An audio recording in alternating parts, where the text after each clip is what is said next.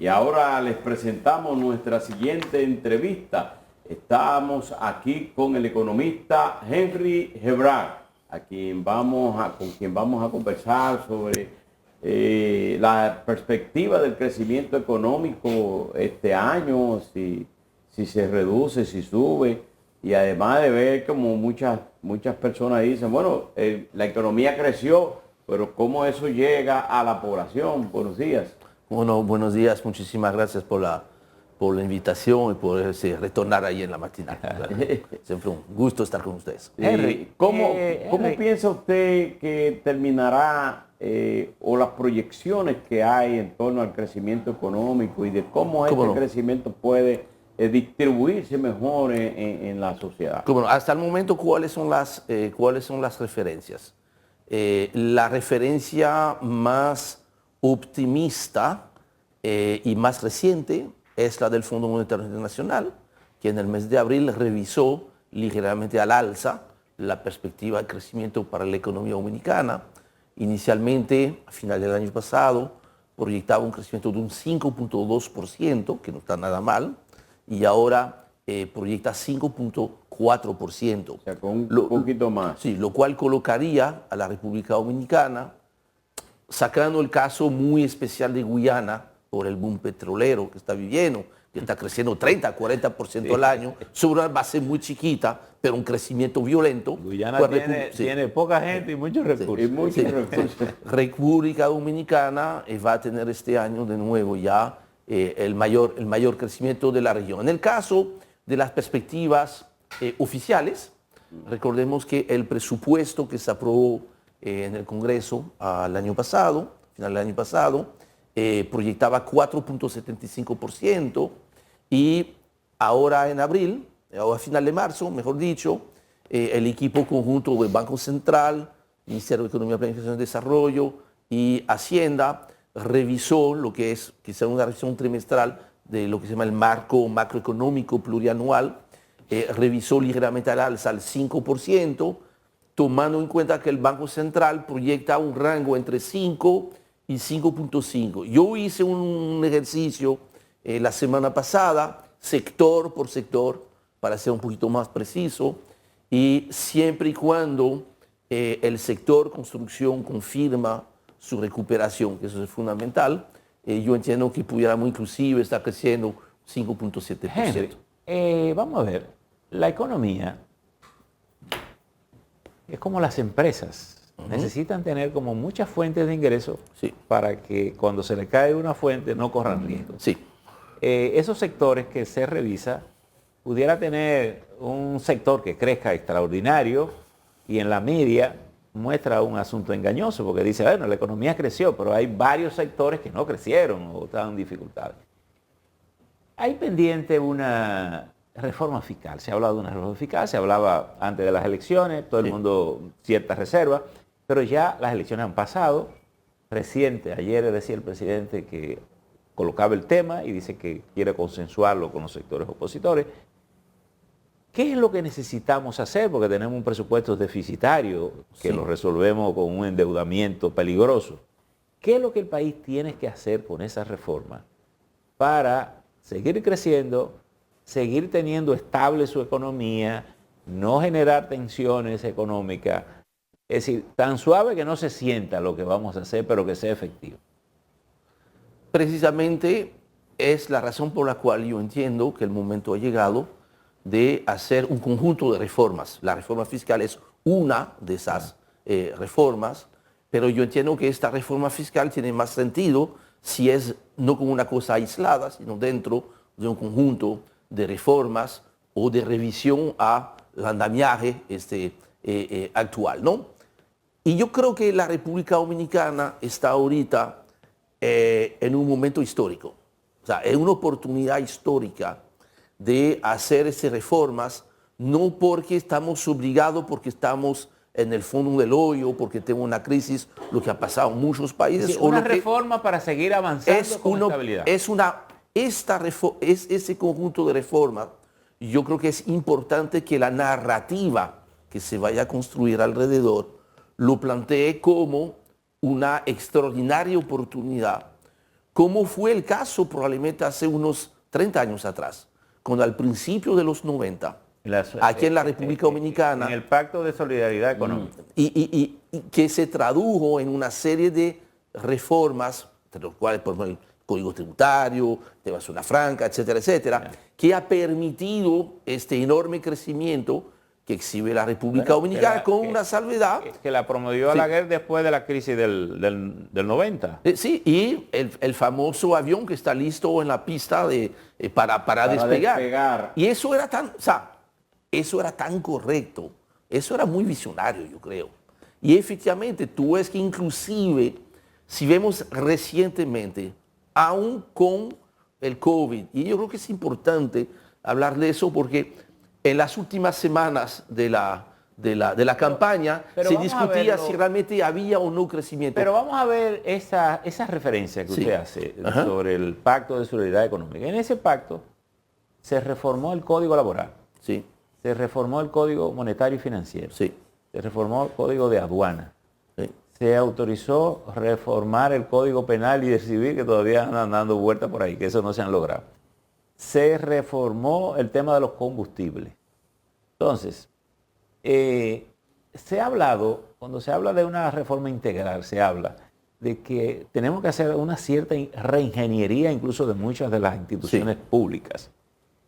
Agregar gerencia, porque también la gerencia es muy importante aquí, la calidad de la gerencia y la planificación del Estado.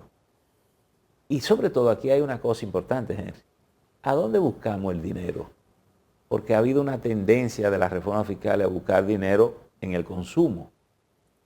Y si grabo el consumo, estoy poniendo a los pobres a pagar más impuestos que a los que tienen el dinero. Ahí vamos. Precisamente una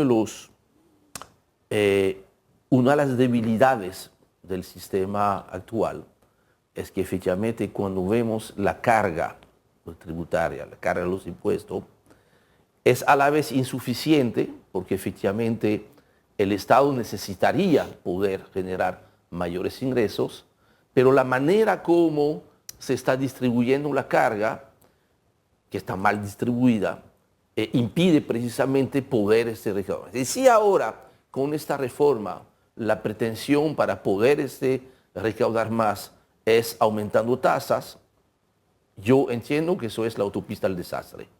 Yo creo que tenemos que ser tan inteligentes como fueron inteligentes los que hicieron las reformas hace unos 30 años atrás. Ahora, que tiene que haber una combinación de cosas. Se habla de que se quiere ampliar la base. Eso quiere decir incorporar nuevos productos que no pagan, o nuevos servicios que no pagan, a que paguen. Sí. Y se habla incluso en algunos casos de reducir algunos. Se habla de resolver la informalidad, de resolver la evasión. ¿Cómo tenemos que ir resolviendo todo esto? Es que es parte de todo eso. O sea, yo creo que primero la discusión que se deberá tener ahora no deberá ser tanto sobre los cómo de la reforma, porque ahí es muy difícil llegar a consenso. Yo creo que primero, y es ahí donde sí se puede construir consenso, deberíamos de debatir, reunirnos y discutir sobre los qués. Es decir, la parte conceptual de la reforma. Exactamente. Mira, ¿qué se quiere lograr? ¿Cómo se va a medir el éxito? Y ahí sí es más fácil. Por ejemplo, mira, yo creo que hay unos puntos básicos sobre los cuales sería difícil no tener consenso. Por ejemplo, la informalidad. En el sector privado, actualmente, de cada 3 empleos, uno solo es formal. Es decir, que la 2/3 parte es informal. Es informal. ¿Esto es aceptable? Yo creo que todo el mundo entiende que no es aceptable y que entonces habría que ponerse de acuerdo, primero, de que eso no es aceptable y dos, de que sería un nivel aceptable. Cambiar que sea exactamente al revés, que haya, mira, 2 empleos formales por un informal. ¿Qué sé yo? Hay quienes piensan que una de las formas de cambiar la parte tributaria es reducir de 18% que se paga actualmente de ITEVI, bajarlo a un 12%, pero ampliar la base de pago de impuestos. Entonces, mira, el ITEVIS, mira, actualmente la estructura de los ingresos del Estado es muy clara. 1/3, 1/3, 1/3, prácticamente. Vamos a hacer números redondos, ¿no? Para hacerlo más sencillo. Un tercio de la recaudación es el ITEVIS, un tercio de la recaudación son los impuestos sobre la renta, un tercio son todos los demás. ¿Un tercio? Un tercio. Todo lo demás. Prácticamente, mira, vamos a decir que son 1.200 billones de pesos, vamos a decir que hay 400 mil millones en ITEVIS, 400 mil millones mal contado en impuestos sobre la renta y el resto los demás. Pero usted piensa que eso es posible, bajar de 18. No, entonces vamos. Espérate, pero vamos a llegar ahí. Vamos a llegar a ese punto. Ahora, quiero preguntar lo siguiente. Bueno, el ITEVIS, ese tercio del ITEVIS es al consumo. Es al consumo. El del impuesto sobre la renta es sobre las ganancias. Sí. Y ese otro tercio que te dice todos los demás. Eso es todo cualquier cosa que se puede lograr agravar. Pero eso viene normalmente relacionado más con los consumos, con los generalmente, servicios. sí. Por ejemplo, salvo el impuesto a la propiedad, telefonía, a la cosa. Sí. Entonces, hay que ir primero con eso que te dice eso, que tú no puedes hacer ninguna reforma del lado de los ingresos sin tocar el tema del ITEVIS y de los impuestos sobre la renta. Eso es fundamental. O sea, tú no puedes lograr ningún resultado si tú no tocas esto. Entonces, hay una serie de situaciones. En el caso del ITEVIS, se entiende que el nivel de evasión, de incumplimiento, anda entre un 40 y un 45%. Primera cosa. Segunda cosa, se entiende que prácticamente una pequeña mitad de los bienes y servicios no paga ITEVIS por ley. Bien, eso otro elemento. Y tres, producto de todo esto, es cierto que tenemos entonces tres tasas básicamente, la tasa 0, la tasa del 16 para algunos alimentos y el 18, que es la tasa general. Que si nos comparamos con países de la región, se pudiese pensar que efectivamente esta tasa del 18 es un poquito alta, y es un poquito alta por esas dos razones, una base estrecha y un nivel de incumplimiento que es alto. Entonces, eso quiere decir que efectivamente, si tú logras, primero, más importante, lograr bajar el incumplimiento a un nivel normal, que si tú ves los diferentes países, probablemente un buen nivel sería llegar a un 15, un 20%. Que la evasión sea un 15%. Sí. Entonces tú estás generando unos cobros adicionales que te dan entonces el espacio para bajar tasas. Voy más allá. En la narrativa, que para mí es tan importante como las mismas medidas que tú vas a tomar, porque tú necesitas movilizar a la gente. No, y convencer a la gente de que es necesario. Entonces, yo entiendo que dentro de los comos, que son parte de la narrativa, sería importante que algunos alimentos bien escogidos, si tú le bajas el ITEVIS o tú le quitas el ITEVIS, ahí vamos a hablar, café, azúcar, aceite. Si producto de la reforma tú le estás diciendo a la gente que el aceite va a bajar su precio de 10 a 12%, lo mismo el azúcar y eso, entonces el nivel de simpatía de las reformas empieza a cambiar. Yo creo que esto usted lo favorece. Esto es importante. Ahora, tenemos también que entender al mismo tiempo que la virtud principal del ITEVIS es recaudar, recaudar, recaudar y recaudar. Ahora, tú no haces justicia social con el cobro de los impuestos, sino con el uso adecuado del gasto público. Por eso, mira, a veces hay gente que te dice que lo correcto es cobrar el ITEVIS a los libros para que con ese ITEVIS construir las bibliotecas para que los más pobres tengan acceso a los libros. Esto es muy teórico. O sea, en la práctica, tú necesitas recaudar, y es verdad que el ITEVIS es muy eficiente para esto, y entonces tú necesitas, y eso es vital para el éxito de la reforma, que el Estado sea un mejor administrador y un mejor, tener un mejor uso de los recursos. Hay cosas que van cambiando.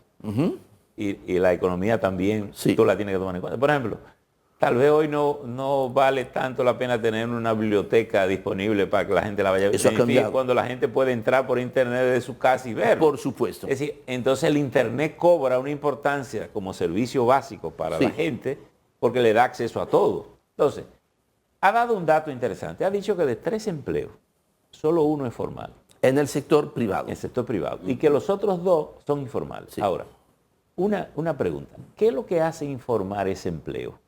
Que el que lo otorga no se ha formalizado, o que ese empleado no está registrado en la Seguridad Social. Es multifactorial. ¿No? Es multifactorial. Es una combinación de muchas cosas. Lo que sí está muy claro es que de manera general este empleo informal, de manera general, es un empleo de menor calidad, porque efectivamente es más probable que el salario sea menor. Ahora, y que la cobertura social obviamente sea menor. Se habla de que alrededor del 60% de la economía dominicana es informal. Eso quiere decir que todo el que anda informal ahí es probablemente un emprendedor, alguien que comenzó a hacer algo. Yo comencé a vender ropa, me va bien, yo vendo ropa, pero no me registro en ningún sitio.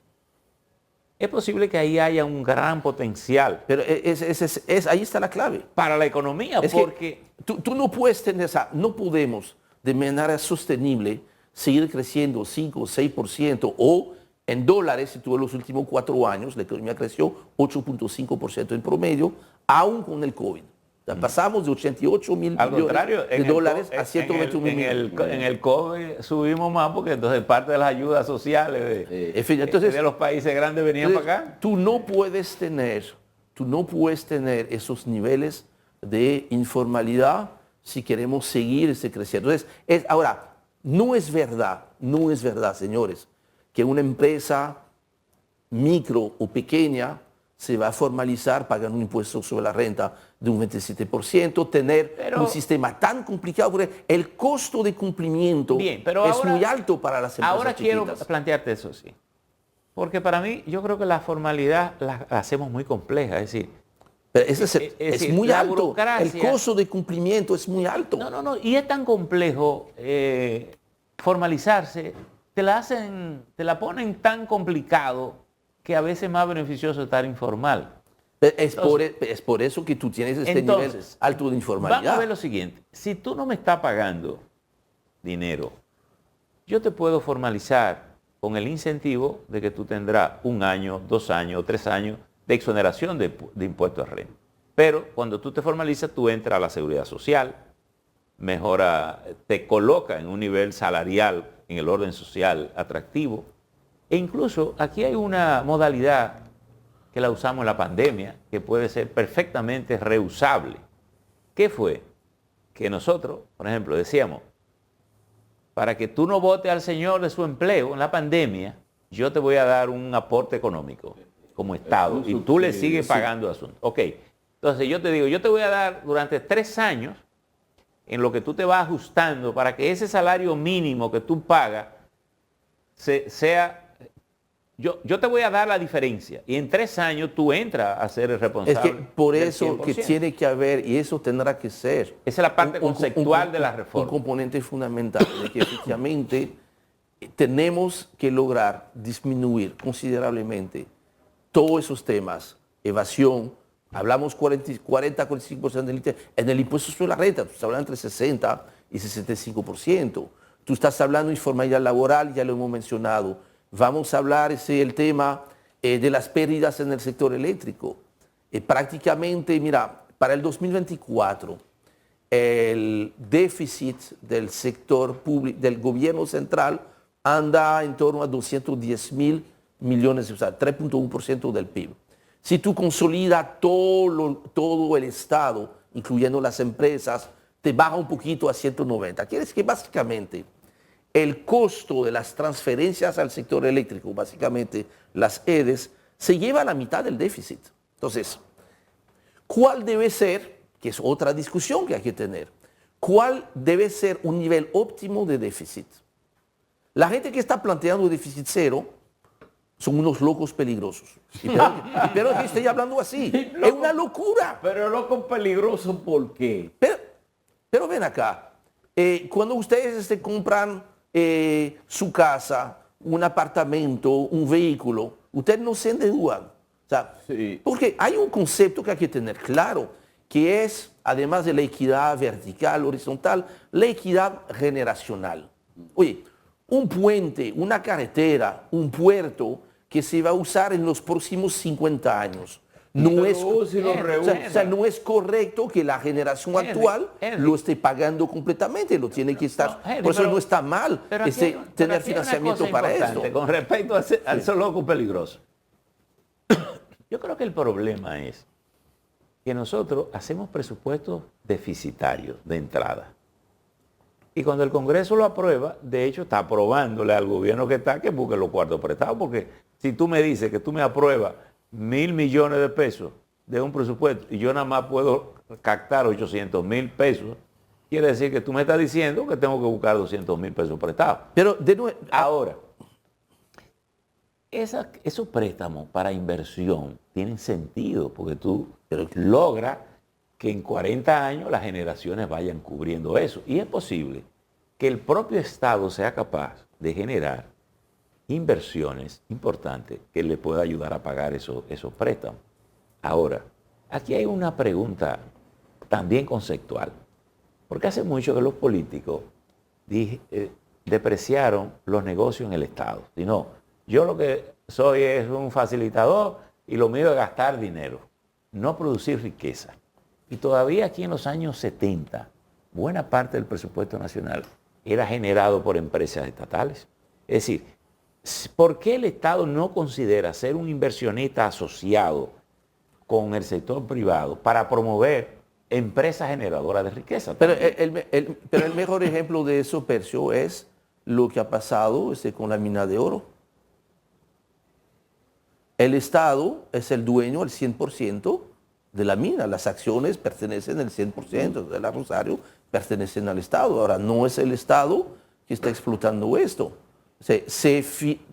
Ahora, producto de esto, como alguien vino no solamente con el capital, sino con el conocimiento para hacer esta explotación, Henry, tú vas a estar recibiendo el 50% de los ingresos.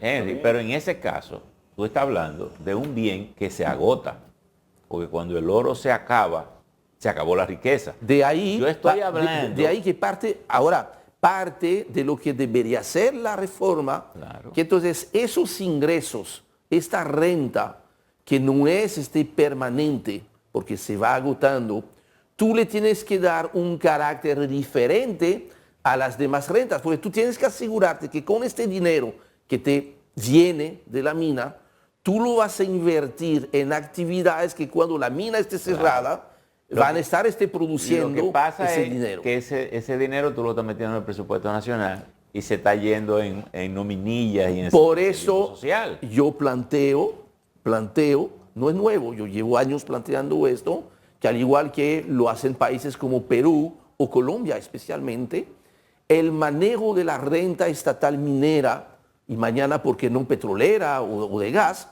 que lo hay, frente a San Pedro de Macorís, estoy seguro de esto, este dinero no le pueden dar el mismo tratamiento que llevarlo a esta caja central, ¿no? Del presupuesto. Usted ha mencionado a Guyana por el excedente de riqueza. Guyana ha tomado la decisión que el dinero de su petróleo lo tiene en un fideicomiso para que la política no lo toque, sino que lo que se toca de ahí es cuando hay grandes proyectos de inversión que se definen, se aprueban y ese es el dinero que financia eso.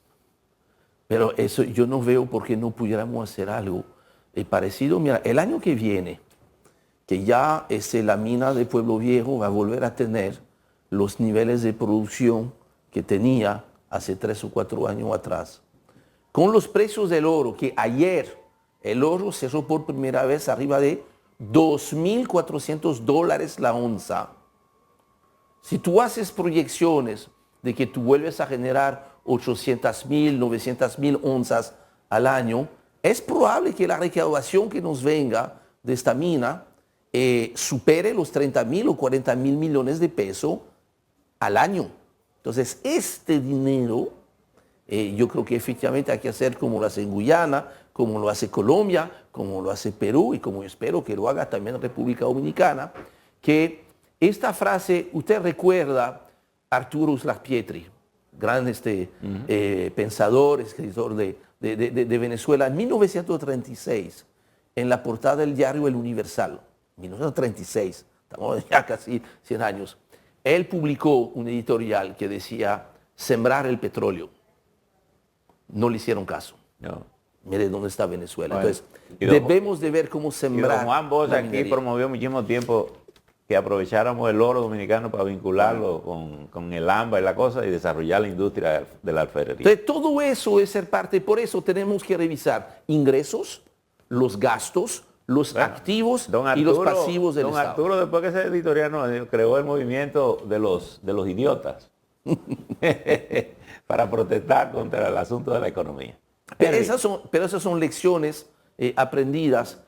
En resumidas cuentas, yo creo que estamos en un momento histórico. Faltaba el resultado de las elecciones, ya las elecciones pasaron.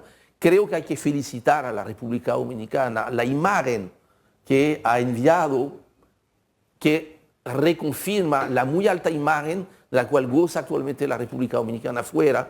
Ese resultado, la forma como se manejaron las elecciones, habla muy bien. Habla muy bien. Caminero, bueno, ponga fin a esto. Y llegamos al final de la entrevista. Muchas gracias. Con el economista Henry Hebrard. Muchísimas gracias. Ustedes, amigos televidentes, muchísimas gracias. Mantenga la sintonía con Matinal. Nos vemos en una nueva jornada mañana a partir de las 6 de la mañana.